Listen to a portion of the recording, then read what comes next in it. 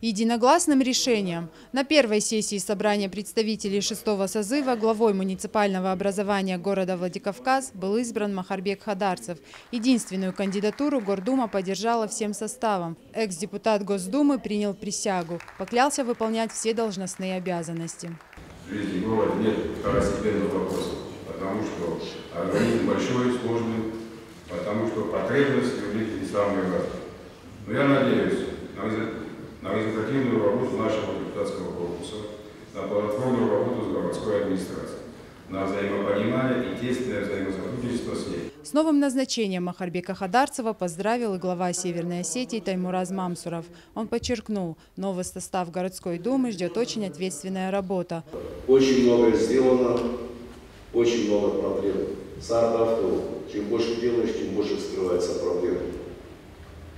И вас это ждет всех. Будут моменты, когда вы будете себя чувствовать победителями. И мне хочется, чтобы этих моментов было чаще. Будут моменты, когда вы будете испытывать жесткую критику со стороны жителей города, населения. Избиратели будут вам напоминать, для чего вас избрали, чем вы там занимаетесь. Это тоже правильное недовольство.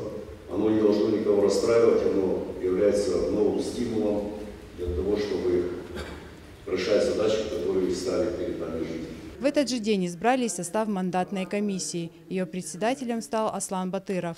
Кроме того, утвержден секретариат и счетная комиссия собрания. Рая Дзантьева, Ацамаз Шипшев, Осетия ТВ.